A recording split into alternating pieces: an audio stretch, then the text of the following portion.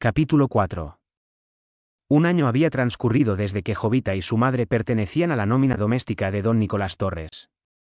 El ánimo moral del viejo millonario había sufrido una metamorfosis que todo el mundo había notado claramente. Si antes tenía un carácter retraído, ahora se sentía más dinámico y dicharachero. Volvía a ser el mismo hombre que era cuando regresó de las colonias perdidas allá en ultramar. Le había ocurrido igualmente cuando perdió a su esposa.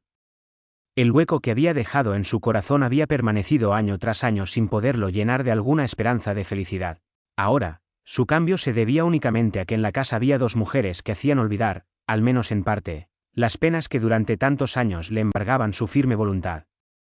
Se había vuelto a hacer socio de los clubs y casinos y los frecuentaba a diario, tomando parte en las tertulias que los socios realizaban periódicamente. Su retorno a la buena sociedad fue acogida con gran regocijo por las personas de toda pequeña ciudad extremeña. Igualmente, tomaba parte en las cacerías, concursos de pesca y tiro al plato. Había dejado de ser aquel anacoreta sumido en la soledad de su regia casona y solitaria. Dejando atrás su muda actitud distanciada de sus empleados, ahora les saludaba con gran efusión cuando por su lado pasaban. Repartía simpatías sin par. Era otro hombre. Hasta se podía decir que había rejuvenecido varias décadas en pocos meses. Hasta corrieron rumores de que se había enamorado de la señora Adelaida. Pero no era cierto. Lo que sí era cierto es que veía la felicidad en la persona de su hijo, y con él mismo la compartía. Los preparativos de la boda seguían su rumbo ordinario. Papeles y más papeles, pero todo lo hacía con el mayor de los deseos de bienestar para Gonzalo y la muchacha que le había sorbido el seso. Ya la quería como si fuese su propia hija. El gran paquete de invitaciones había partido a todos los puntos de país. Esperaban la asistencia de parientes y amigos. Eran muchos los conocidos que tenía la familia Torres, incluyendo gente del extranjero. Don Nicolás esperaba que la fiesta fuera un gran éxito. La ceremonia estaba preparada en la capilla más cercana al palacio y la comida había de realizarse en un salón del mismo. Todo lo pensaba llevar a cabo en un ambiente familiar e íntimo. Muchos fueron los preparativos que don Nicolás hizo en días consecutivos. Quería lo mejor para sus invitados en el día que con más ilusión había estado esperando durante más de 20 años. Los vinos, de su propia cosecha, del año en que nació Gonzalo, habían estado reservados para tal acontecimiento. Esta era una promesa hecha por su padre y con mucho trabajo, desvelo y sacrificio, lo había conseguido. Un vino de más de 20 años no se iba a digerir fácilmente. Ya contaba con que sus invitados iban a tener algunos problemas de índole alcohólica, pero el magnate estaba preparado para esta eventualidad. Quería ser único y lo sería, no en vano era extremeño y esta raza siempre dio muestras de ser únicos, de lo que tenemos suficientes pruebas con nuestros conquistadores del Nuevo Mundo. Agotadoras fueron las jornadas hasta que por fin llegó el día señalado para la boda. Desde el Palacio de los Torres hasta la iglesia, no habría una distancia superior al kilómetro. Una calle recta y adornada con floridos jardines a ambos lados comunicaba a una y otra edificación. Desde la entrada del palacio se divisaba el pórtico de la iglesia de un estilo barroco y gótico plateresco. En la explanada del palacio no cabían más coches, estos pertenecían a los invitados a la ceremonia. Allí se podía observar cómo habían venido de todas partes de España, pues no faltaba una sola matrícula. Las había de todos los parques móviles del país. Era costumbre en esa región que el novio fuera a buscar a la novia a su casa, pero en esta ocasión era necesario pasar por alto este ritual, ya que los dos vivían bajo el mismo techo. En el salón central del Palacio de los Torres, la concurrencia hacía brindis por un futuro feliz de la pareja, mientras que en una habitación contigua las damas se encargaban de vestir con un elegante traje de raso y tula. La joven Jovita, igualmente en otra pieza hacía otro tanto Gonzalo. Los dos estaban igualmente nerviosos y pendientes del acto que iban a realizar. Era pues, para ellos un momento decisivo que habría de cambiar por completo sus vidas de allí en adelante. Había una persona que estaba loca de contenta, Adelaida, por fin lograba sus aspiraciones. Era lo que más había deseado durante toda su vida, casar a su hija con un hombre importante y acomodado. Llegar a la cumbre de los éxitos, aunque ella no lo consiguió, lo conseguía ahora su hija, que a fin de cuentas era igual. De lo que había pasado ella, se encargaría de que todo continuara en el más absoluto secreto, siempre que a su hija no le jugara una mala pasada el absurdo e ignorante amor, pero ella confiaba en la preparación que había recibido de ella misma y confiaba también en la experiencia que había adquirido por propia mano. Todo concluyó en la casa de don Nicolás y los novios ya preparados entraron en el gran salón. Un nutrido aplauso le recibió al tiempo que ambos se pusieron rojos cual amapolas. Otro brindis por los novios fue la algarabía de los allí concurrentes. Y acompañados de los padrinos emprendieron la marcha nupcial hacia la capilla que les esperaba para convertirlos en marido y mujer. Una mujer se desmayó y cayó redonda sobre el pavimento del salón. Fue atendida por varias mujeres y llevada a su habitación. Era Adelaida. Adelaida fingió el desmayo al ver entre los invitados a Goicoechea, hombre importante en el mundo de los negocios. Era el hombre que consideraba con más posibilidades de ser el padre de Jovita, el hombre con el que había soñado casarse, pero que él no pensó en otra cosa que divertirse con ella. Fue por eso por lo que fingió y seguiría fingiendo un profundo malestar que había de curar tanto tiempo como Goicoechea permaneciera en aquella casa.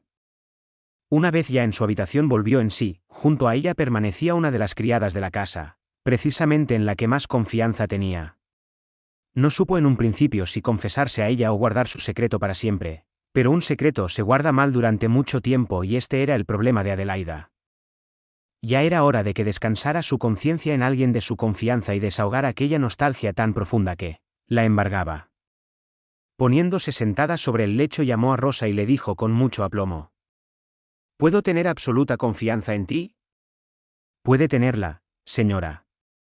¿Me juras que de cuanto te diga no se lo dirás a nadie? Se lo juro, señora.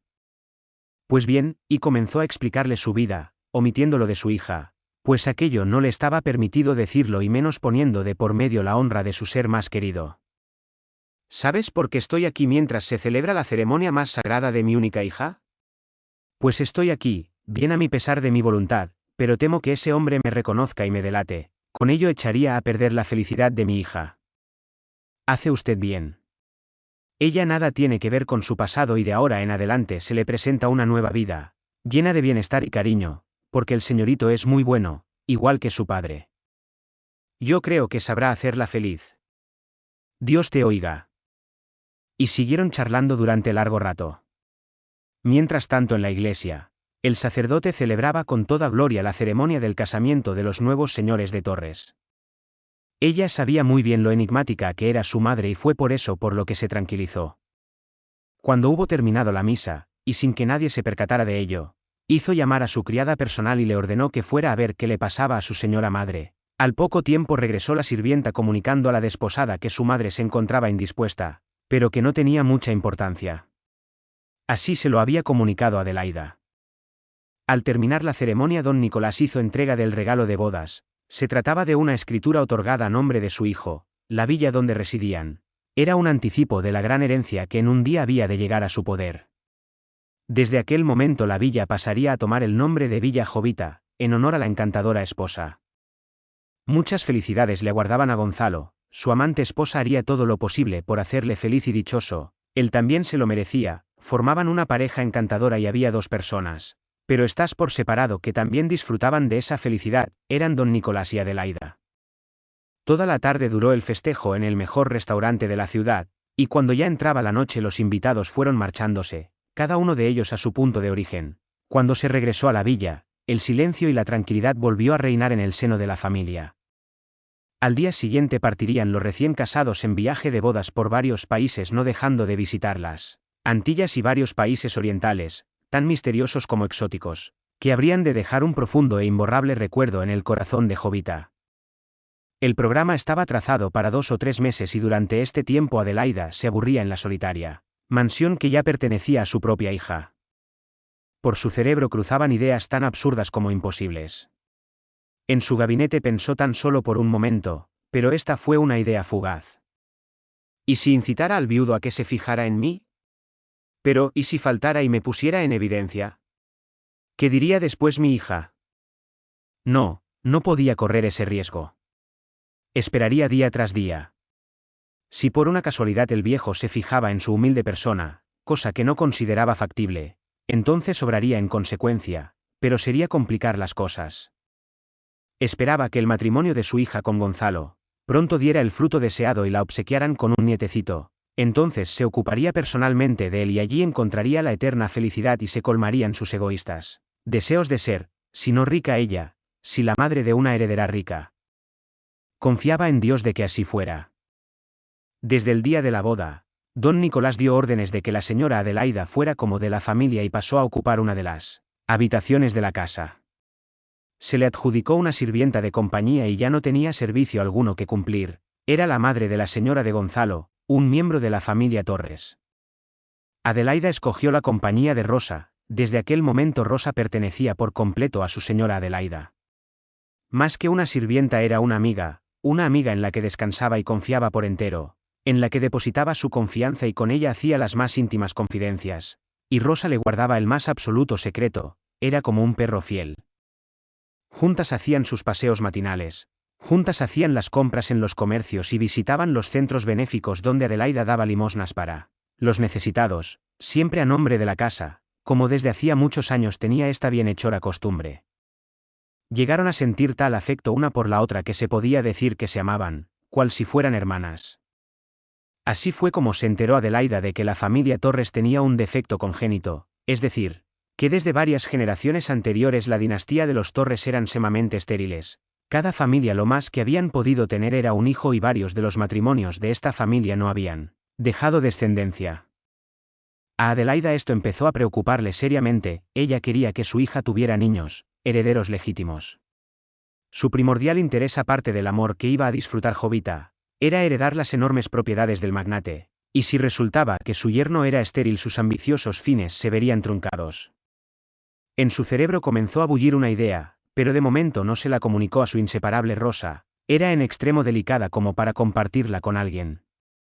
Solamente ella debía amasar el plan sin que nadie se diera cuenta de sus deseos de llevar a cabo una empresa tan delicada como comprometida. El tiempo y la situación darían con los hechos su fruto deseado. Después de 3 meses de recorrer los más insospechados países regresaron Gonzalo y Jovita a su villa de Extremadura. Venían satisfechos de vivir y disfrutar por el extenso mundo. Habían visitado desde las ruinas aztecas de Tenochtitlan hasta las pagodas indias del centro de Birmania. Desde los templos lamas del Tíbet hasta las tumbas faraónicas del legendario Egipto. Cargados de regalos y recuerdos llegaron a Villa Jovita. Deseaban descansar durante unos días separados del mundanal ruido que habían tenido que soportar durante estas vacaciones. Apenas dejaron los equipajes, Adelaida se presentó al gabinete de su hija y sin darle más rodeos interpeló a Jovita. Supongo que después de estas largas vacaciones nos obsequiarás con un hijo. Bueno, mamá. ¿A qué viene esa prisa ahora? No sabes los deseos que tengo de que me des la noticia de que voy a tener un nieto. Pues por el momento te has de conformar con tener una hija, el nieto ya vendrá a su debido tiempo. Aún soy joven y para tener hijos tiempo queda. Adelaida no quedó ni convencida ni tranquila. Tenía una sospecha, que cada día iba tomando cuerpo más sólido y a medida que iba pasando el tiempo se aferraba más a la idea de que del matrimonio de su hija con Gonzalo no iba a resultar descendencia. Tenía que idear algo, aunque esto fuera algo macabro. Con el tiempo ya lo pensaría. Todo habría de salir perfecto. Estaba convencida.